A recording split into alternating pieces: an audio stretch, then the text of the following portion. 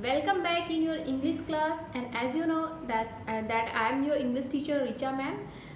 So now before this we have completed your chapter The Glimpses of Past, chapter 3, and now I will start your poem chapter, and the topic is Macavity the Mystery Cat. Okay student, now this is the beautiful imagination T.S. Eliot given as a poem in your book Honeydew. Okay, and but before start this poem, let us start the character of Macavity. Macavity is a imaginary name of cat, but he has been described as a criminal. It means Macavity एक नाम है, एक cat का नाम है जिसको कि describe किया गया है एक क्रिमिनल के रूप में by poet T S. Eliot. It means T S. Eliot ने क्या किया है कि एक कैट को एज ए क्रिमिनल अपने पोएम में डिस्क्राइब किया है इमेजिन करके. Okay student, so let us start the poem. Hello students, so आज हम पढ़ेंगे poem Macavity the Mystery Cat. Okay student, the mystery cat, जैसे द मिस्ट्री कैट का मतलब होता है एक रहस्यमयी बिल्ली, मतलब एक ऐसी बिल्ली जिसको कोई समझ ना सके, कोई जान ना सके. मैकेविटी, उसी का नाम जो है यहाँ पे पोएट ने मैकेविटी रखा है, Macavity. Okay, do you have a pet cat? क्या आपके पास कोई पेट कैट है? क्या आपने कैट को एज अ पेट रखा है अपने घर पे? Have you ever noticed anything mysterious about it? क्या आपने कभी नोटिस किया है उस बिल्ली के बारे में कुछ mysterious things? It is not easy to say whether every cat is a mystery. और ये कहना आसान नहीं होगा कि हर कैट के पास कोई मिस्ट्री होती है, बट मैकेविटी इज़ वन. लेकिन उनमें से मैकेविटी एक है फॉर श्योर. श्योर के लिए what is that makes him a perfect mysterious cat. और ऐसा क्या है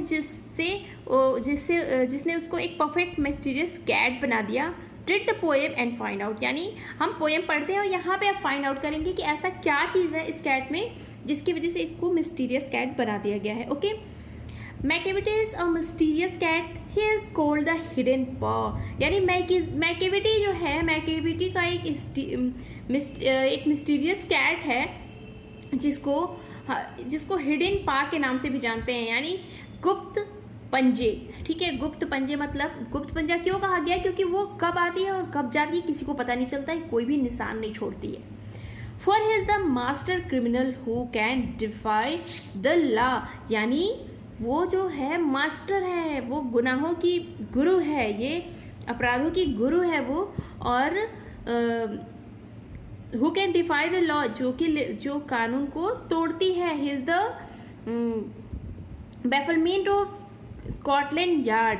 यानी वो जो है स्कॉटलैंड यार्ड का मतलब होता है जो लंदन पुलिस का हेड क्वार्टर है ना, वहाँ पे भी उसको कोई नहीं पा सकता. Who can the flying squads despairs. यानी जो फ्लाइंग स्क्वाड्स है, फ्लाइंग स्क्वाड जो लंदन में होते हैं ना, फ्लाइंग स्क्वाड जो घटना स्थिति पे एकदम तुरंत पहुंचने के लिए तैयार रहते हैं, उनको फ्लाइंग स्क्वाड्स कहा जाता है.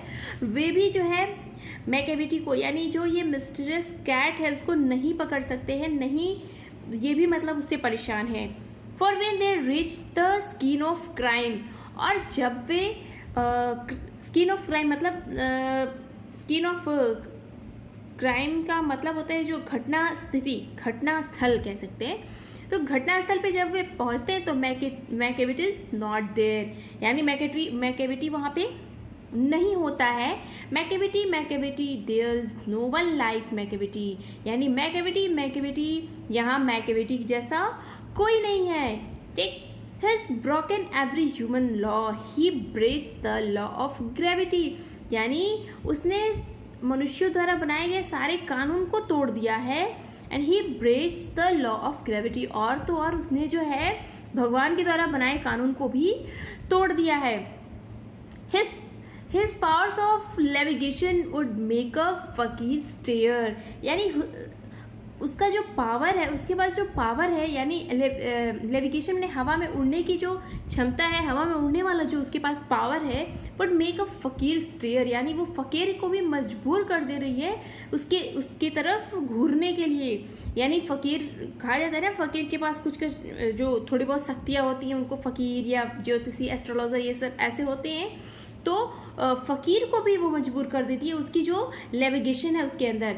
And when you reach the skin of crime, और जब आप उस घटनास्थल पे पहुंचते हैं, मैकेविटी इज नॉट देयर, और लेकिन मैकेविटी वहाँ पे नहीं होता है। You may seek him in the basement, you may look up in the air, और यू मे सीक मतलब खोजबीन करना, चाहे आप कितनी भी खोजबीन कर लो, कितना भी तलाश लो, मतलब बेसमेंट में तलाश लो, लेकिन वो जो है कहीं नहीं मिलती है और वो एयर में उड़ जाती है। But I tell you once and once again, and writer is try to say by the help of this poem that but I tell you once and once again Macavity is not there, लेकिन मैं यह बार बार कहना चाहता हूँ, बार बार ये चीज़ कहना चाहता हूँ कि मैकेविटी वहाँ पे नहीं है। Macavity is a ginger cat. Macavity क्या है? मैकेविटी जो है वो जिंजर के कलर की एक कैट है, मतलब जिंजर की कलर का एक कैट है। He is very tall and थीन। वो क्या है? वो बहुत ही टॉल है एंड थीन है। You would know him, you saw him, for his eyes are sunken in, यानी आप उसको जान सकते हो, आप उसको देख सकते हो, उसकी आइज जो है ना वो सनकेन है। सनकेन का मतलब जैसे धसी हुई है, उसकी आइज जो एकदम धसी हुई है। His bro is deeply lined with thought, और उसकी जो आईब्रोज हैं वो डीपली लाइन है, बहुत ही गहरी लाइन बनी हुई है विथ थॉट, यानी वो जैसे उसकी जो आईब्रोज है ना, देख सकते हो आप यहाँ पे आईब्रोज जो है उसकी, ऐसा लगता है जैसे वो किसी गहरे थॉट में वो डूबी हुई है, वो किसी गहरे थॉट में है, किसी गहरी सोच में है। ठीक है। His head is highly doomed, और उसकी जो हेड है ना वो ऐसा लगता है जैसे कि एक बहुत ही हाईली डोम्ड, मतलब बहुत ही ऊंचा, मीन्स जैसे उसकी जो हेड है वो एकदम गुंबज के आकार का ऊंचा है। और आप देख सकते हैं यहाँ पे उसकी जो हेड है वो एक गुंबजकार के जैसा है, ऊंचा। जब वो ये कब होता है ऐसा आकार का? जब वो बहुत ही गहरी थॉट में वो डूब जाता है, तब उसके जो हेड है वो गुंबज के आकार का हो जाता है, यानी हाईली डोम्ड हो जाता है।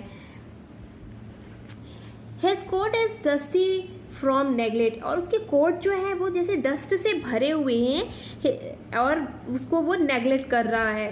हिज विस्कर्स आर अनकॉम्ड, और उसके विस्कर्स मीन्स होता है स्टूडेंट जो उसके लिप के ऊपर जो मूछें बनी होती है उसको विस्कर्स कहते हैं। तो हिज विस्कर्स आर अनकॉम्ड, और इसके जो मूछें हैं वो ऐसा लगता है जैसे अनकॉम्ड, वो कंघी नहीं किए हुए हैं, बिना कंघी किए हुए हैं। He sways his head from side to side, और जब वो अपने हेड को स्वेज करता है साइड टू साइड, मतलब इधर उधर घुमाता है with movements like a snake, तब उसका जो मूवमेंट होता है हेड का वो ऐसा लगता है जैसे कि एक स्नेक मूव कर रहा हो। And when you think his half asleep, जब आप सोचते हो कि वह आधे नींद में सो रहा है, तो he is always wide awake, तो वो हमेशा जो है जगा हुआ मिलता है। Macavity there's no one like Macavity, यानी मैकेविटी यहाँ पे मैकेविटी जैसा कोई नहीं है। और he is a fiend in feline shape, और फिंड मीन्स होता है, और वह एक राक्षस के जैसा है। एंड फिलाइन शेप बिल्ली के आकार का है। अ मॉन्स्टर ऑफ डिप्रेविटी, मतलब वो भ्रष्टता का राक्षस है, मतलब नैतिक के खिलाफ है, एकदम मॉरलिटी के अगेंस्ट है। You may meet him in a by street, और आप उससे मिल सकते हो एक स्ट्रीट पे, यानी सड़क पे मिल सकते हो। You may see him in his square, और आप उसको एक वर्ग में देख सकते हो। But when a crime's discovered, लेकिन जहाँ पे क्राइम हुआ है, ठीक है, मैकेविटी इज नॉट देयर, तो then Macavity is not there, वहाँ पे मैकेविटी आपको नहीं मिलेगा, वहाँ नहीं होता है। क्यों? क्योंकि मैकेविटी इतना तेज है और उसके हिडन जो पा है उसकी वजह से वो तुरंत वहाँ से करके और गायब हो जाता है, हवा में उड़ जाता है। तो this poem has written by T S. Eliot. So student, I hope that you have understood completely. You have understood that what was what is want to say T.S. Eliot in this poem. Okay student, so after watching this video you have to write the summary of this poem and send it. Okay student, so मिलते हैं next video में. Have a nice day.